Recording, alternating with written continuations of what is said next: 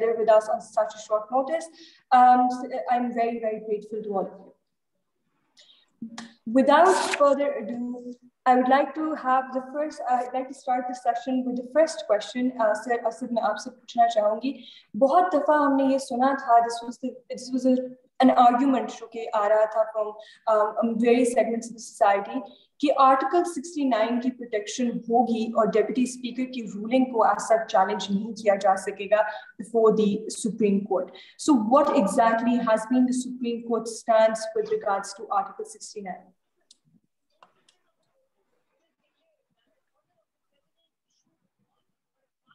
आप मेरे से पूछ रही हैं, रबिया से पूछ रही हैं? जी सर, मैंने आपसे क्वेश्चन किया, फिर मैडम रबिया का इसके ऊपर कमेंट। अच्छा, सॉरी, मैं समझा शायद उनसे पूछ रही हैं। नो डाउट के आर्टिकल 69 ऑफ द कॉन्स्टिट्यूशन जो है वो प्रोटेक्ट करता है रूलिंग्स ऑफ द स्पीकर, और इसी आर्टिकल का वो बहाना बनाते हुए स्पीकर साहब ने ये रूलिंग दी, जिसका आज सुप्रीम कोर्ट ने उसको टर्न डाउन किया है।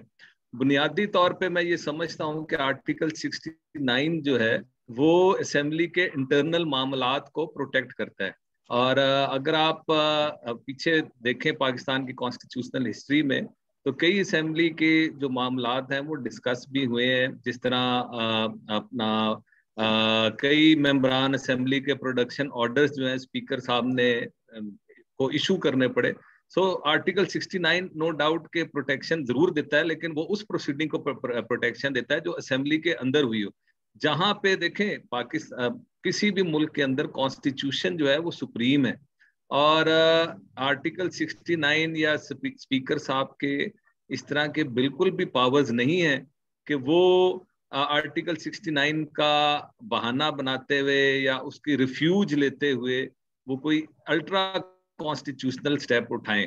तो it's it was a natural thing कि मैं समझता हूं कि सुप्रीम कोर्ट ने बेहतरीन फैसला किया और यूनैनिमस डिसीजन आया, क्योंकि जहां भी it is a settled law यार, it is a settled principle कि constitution of the country is supreme.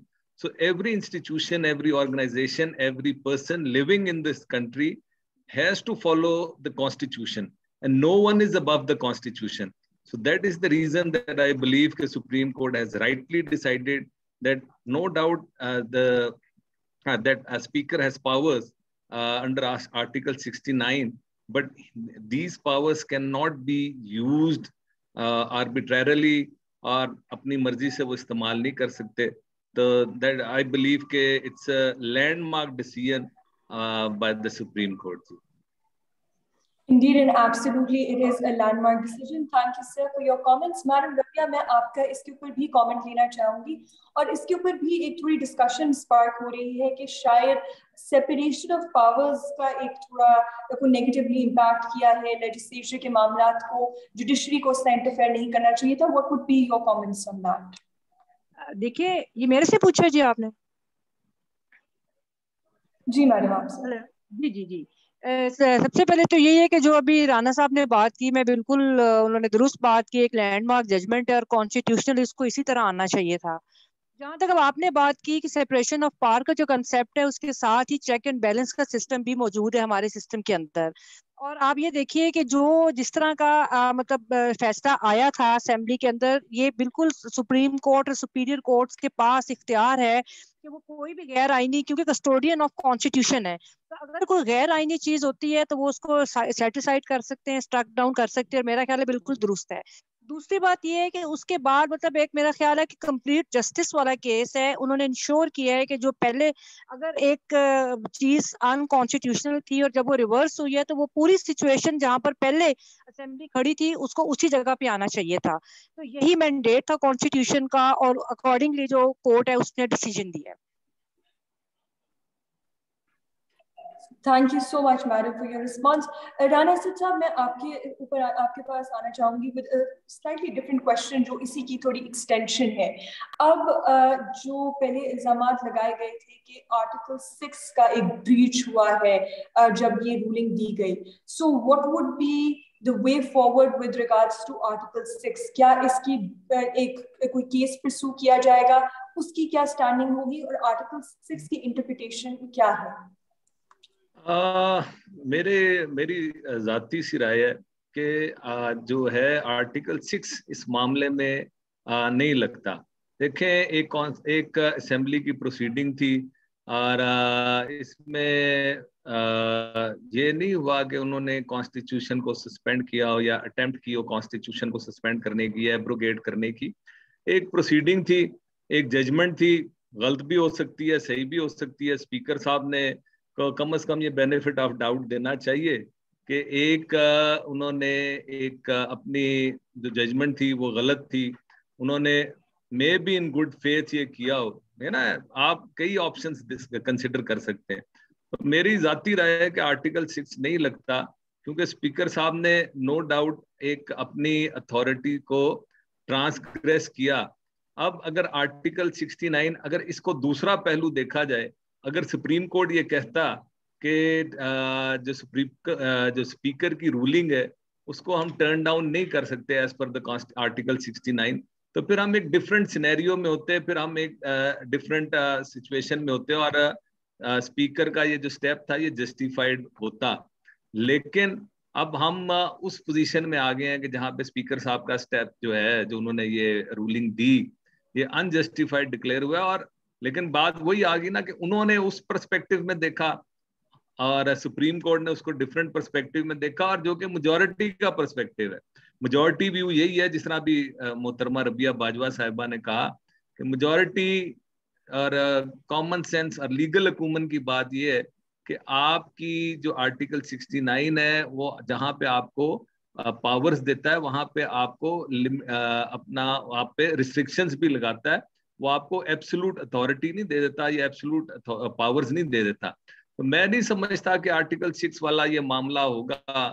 ایک ان کی ایک اپنا رولنگ تھی اور وہ رولنگ غلط ہوئی, اور اس رولنگ کی بنا پہ یہ وہ چیزیں واپس ریورس ہوگی, اسمبلی ریسٹور ہوگی, دوبارہ وہیں پہ ہم چلے گئے کہ پرائم منسٹر صاحب کے خلاف جو ہے وہ ووٹ آف نو کانفیڈنس آ گیا, تو چیزیں تو واپس ریورس ہوگی.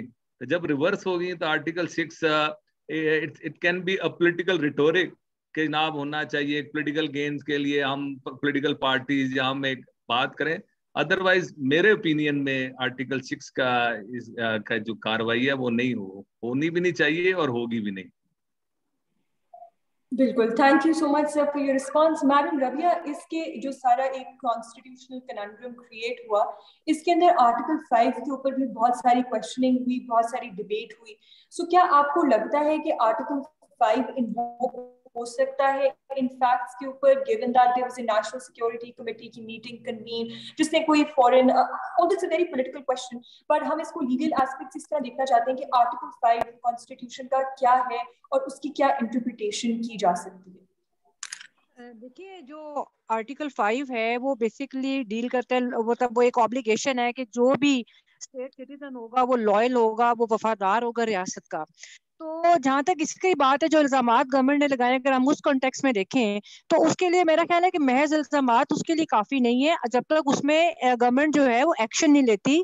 جن کے خلاف الزامات ہیں ان کا پورا ٹرائل ہونا چاہیے, فیئر ٹرائل ہو, جیسے آرٹیکل 10A کا مینڈیٹ ہے, اور اس کے بعد ان کو پورا موقع ملے صفائی کا, اور جو بھی آپ کو پتہ ہے ٹرائل کا طریقہ کار ہے, اور اس کے بعد ہی ان کے اوپر مطلب کوئی بھی لائبلٹی یا ان کی ڈٹرمن کی جا سکتی ہے. تو اس لیے اگر ہم پولیٹیکلی دیکھیں تو اس وقت ایک بڑی عجیب سی سچویشن ہے کہ آدھی اسمبلی کہہ رہی ہے کہ آدھے لوگوں کے اوپر آرٹیکل 5 لگ رہا ہے اور آدھوں کے اوپر آرٹیکل 6 لگ رہا ہے. تو یہ تو ایک پولیٹیکل بحث ہے, آپ نے درست فرمایا ہے. اور لیگلی بھی اگر دیکھا جائے تو بالکل بھی آرٹیکل 5 جیسے جو ایکوزیشنز ہیں ان کے اوپر تو بیس نہیں کرتا, لیکن اگر پھر بھی میں کہتی ہوں کہ گورنمنٹ کے پاس اگر اس طرح کا کوئی مٹیریل ہے جیسا کہ وہ ایٹریبیوٹ کر رہے ہیں اپنے جو اپوزیشن کے بہت سارے لوگ ہیں ان کے حوالے سے, تو اس کے لیے ان کو پوری اپرچونٹی ملنی چاہیے فیئر ٹرائل کی, اور پورے ٹرائل کے بعد ہی یہ بات ہونی چاہیے. تو میرا خیال ہے کہ اس کو میں کسی کو پولیٹیکلی بھی میں نہیں سمجھتی کہ یہ ایک بڑا سنگین الزام ہے, اور اس طرح ہمیں اس کو ایک ایشو بنا کر تو الیکشنز میں نہیں جانا چاہیے. Absolutely, madam, we have your stance over there.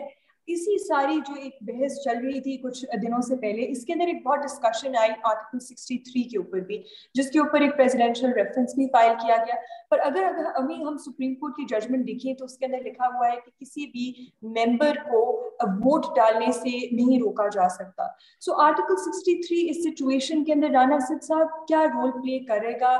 क्या उसको बाद में कभी चैलेंज किया जा सकता है? क्योंकि बहुत सारे लोग कहते हैं कि अगर आपको लगता है कि कॉन्स्टिट्यूशन की ब्रीच हुई है जिसकी वजह से रूलिंग अनकॉन्स्टिट्यूशनल है, तो at the same time article 63 भी ब्रीच हो रहा है फ्लोर क्रॉसिंग से और हॉर्स ट्रेडिंग से। अब सुप्रीम कोर्ट उसको एब्सोल्युटली कह रही है कि इसका कोई इसको we don't want to take it into account. So what do you think, इसके ऊपर आपके क्या कमेंट्स होंगे?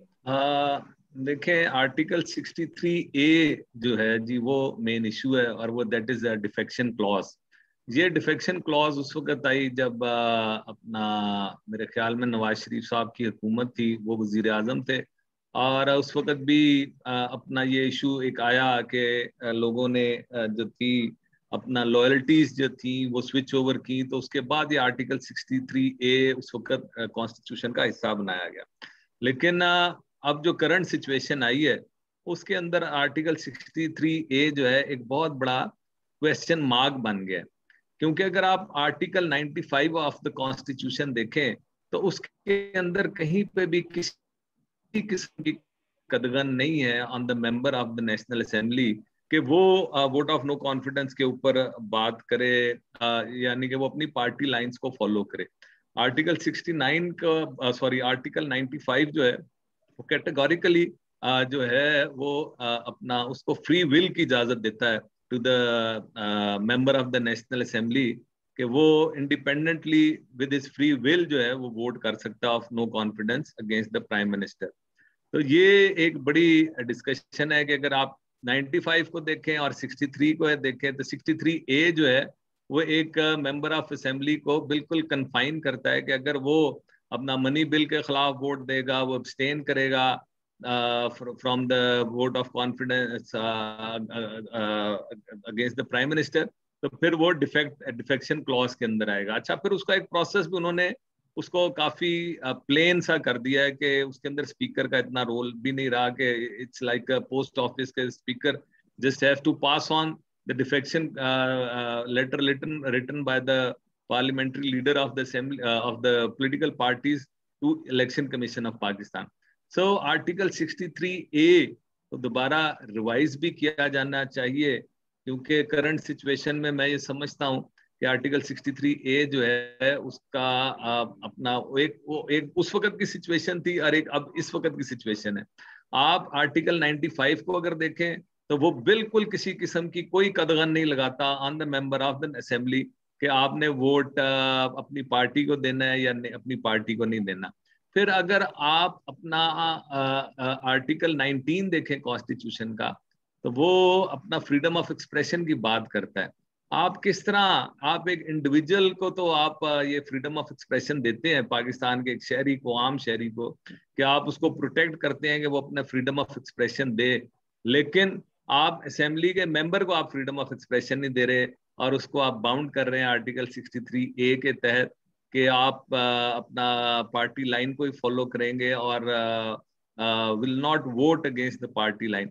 सो इट्स अ कॉन्स्टिट्यूशनल और इट्स अ लीगल जो है फ्यूचर, उसके लिए लीगल आर्गूमेंट भी है, लीगल बहस भी है कि फ्यूचर क्या बनेगा।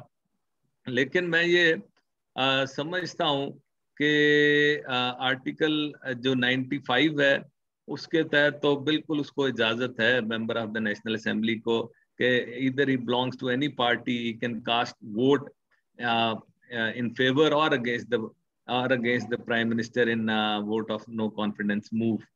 ये है कि जी आपको आर्टिकल 63A, आर्टिकल 95, आर्टिकल 19 जो है, इस सारी चीजों को देख के फिर ही आप इसके ऊपर कोई डिस्कशन होगी। और मैं समझता हूँ कि 63A को असेंबली को भी रिवाइज करना चाहिए कि इसके अंदर उसको, ताकि आप किसी पे कदगन नहीं लगा सकते कि आप अपनी जो इंडिपेंडेंट सोच है उसको आप नहीं एक्सप्रेस कर सकते। Absolutely. Thank you so much, sir, for your response. Again, very pertinent point raised there कि जो भी है अगर हम इन 3 articles को इकट्ठे देखें तो there is room for constitutional reform and better interpretation in times to come. Madam Rabia, क्या आप इसके साथ concur करेंगी क्योंकि एक widely debated अब actually constitutional provisions बन चुकी हैं, so we would like to hear your views on this as well. देखिए, जहाँ तक उन्होंने अभी बात की राणा साहब ने कि जो कॉन्स्टिट्यूशनल एस्पेक्ट है उसका, प्रोविजंस का, उसके ऊपर बिल्कुल दुरुस्त उन्होंने बात की, उस पर मैं दोबारा नहीं, रेपिटेशन में नहीं जाऊंगी। लेकिन मेरा इसमें थोड़ा सा पॉइंट ऑफ व्यू डिफरेंट है। मैं ये कहती हूँ कि जो आर्टिकल 63A है और जो वोट ऑफ नो कॉन्फिडेंस है, मेरा ख्याल है अब इन प्रोविजंस की भी इंटरप्रिटेशन होनी चाहिए। और वो ये है कि जब आप मजबूत करने की बात करते हैं डेमोक्रेसी को और पार्लिमानी जो फॉर्म ऑफ गवर्नमेंट को, तो उसमें आपको पता है कि जब पॉलिटिकल पार्टीज हैं वो जब इलेक्शंस में जाती हैं तो अपने एक मैनिफेस्टो के तहत जाती हैं। आप जब उसी मैनिफेस्टो के ऊपर वोट लेती हैं और असेंबली में आके ये किस तरह मुमकिन है कि उनके लोग जो है वो डिफेक्ट कर जाएं या अपनी पार्टी पॉलिसी के अगेंस्ट जाके तो वो वोट दें।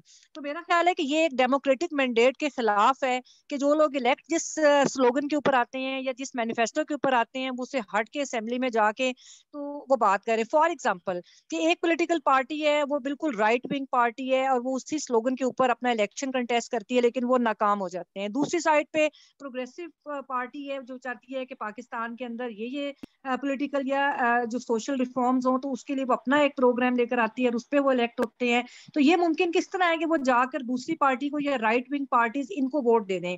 तो मेरा ख्याल है कि ये एक जो एक जनरली एक मैंडेट के खिलाफ है बात और इसको भी इंटरप्रेट होना चाहिए। और ये ऑब्वियसली मतलब ये वो प्रोविजंस हैं कि जिनका एक पॉलिटिकल एस्पेक्ट भी है, कॉन्स्टिट्यूशनल एस्पेक्ट भी है। तो जब हम बात करते हैं कि डेमोक्रेसी को हमने किस तरह स्ट्रॉन्ग करना है, और दूसरी बात बड़ी इंपॉर्टेंट कि आपको पता है कि पाकिस्तान की पॉलिटिकल हिस्ट्री किस तरह है, तो उसमें ये जो हॉर्स ट्रेडिंग, फ्लोर क्रॉसिंग, जिसके लिए इसको रिफाइन करके मजीद आर्टिकल 63A जो है 18th अमेंडमेंट के बाद इसको इंट्रोड्यूस करवाया, तो उसको उसके अपने ट्रू स्पिरिट के अंदर इन्फोर्स होना चाहिए, उसी के अंदर इम्प्लीमेंट होना चाहिए। तो मेरा ख्याल है कि अब इसके ऊपर भी बात होनी चाहिए, पॉलिटिकल डिबेट भी होनी चाहिए, और जब टाइम आए तो इसके अंदर जो कॉन्स्टिट्यूशनल अमेंडमेंट है वो भी होनी चाहिए। Thank you, madam. That brings me towards the final part of this short webinar that we were having. Rana Asad साहब, मैं आपका इसके ऊपर व्यू भी जानना चाहूंगी कि व्हाट्स द वे फॉरवर्ड, क्योंकि हुकूमत ने इसको बहुत स्ट्रांगली कंटेस्ट भी किया है, बट क्या अब इसके ऊपर कोई अपील, इस डिसीजन के ऊपर अपील में जाया जा सकता है? क्योंकि अभी तो it was like they can't be any appeal, पर अगर कोई इसको चैलेंज करना चाहे डिसीजन को, इज देयर एनी वे, या यही फाइनल वर्डिक्ट है और अब एब्सोल्युटली सुप्रीम कोर्ट के डिसीजन को truly in letter and spirit enforce करने के किया जाएगा by the parliament and the executive court? देखें, it all depends on the government कि वो क्या करना चाहते हैं। Although supreme court has taken a suo motu action, और उन्होंने अपनी using their suo motu powers they have started these proceedings. So it depends on the government ke what do they want. They do, either they want to go to review, or either they are going to challenge the order passed by the Supreme Court. लेकिन मैं नहीं समझता कि अब जिस situation में government आ गई है या जो डिसीजन आया, it's a unanimous decision by the bench, तो मैं नहीं समझता कि वो अब किसी रिव्यू में जाने की बात करेंगे, क्योंकि it's a major political blow to the government, और वो अब मेरे ख्याल में इस डिसीजन को एक्सेप्ट करेंगे। अभी मैं अपना पढ़ रहा था कि अपना प्राइम मिनिस्टर इमरान खान साहब ने भी यही कहा है कि वो मनोअन तस्लीम करते हैं कि whatever decision would be of the supreme court. So it was his statement earlier to the decision of the supreme court. So उन्होंने ये कहा है। मेरा नहीं ख्याल कि वो इसके अंदर जाएंगे, क्योंकि अपना आप ये देखें कि सैटरडे को इजलास बुला लिया है, और सैटरडे को जो भी डिसीजन होगा of the proceedings regarding vote of no confidence, उसके बाद मेरी जाती सी राय है, but it all depends on them कि वो इसको लेके आगे जाना चाहते हैं या नहीं जाना चाहते, वो रिव्यू करना चाहते हैं कि नहीं चाहते। It is their political decision of the government. The government has to decide कि उन्होंने अब क्या करना है क्या नहीं करना। लेकिन प्रिंसिपली मैं समझता हूँ कि अपना उनको नहीं जाना चाहिए, लेकिन it's again it is there decision कि उन्होंने क्या करना है. Thank you, sir, for the clarification. क्योंकि earlier आपने से तो ये कि शायद appeal available ही नहीं है, but as you mentioned that there is an avenue there, and if they want to pursue that, it's always open for it. But depends कि politically क्या strategy अपनाई जाती है.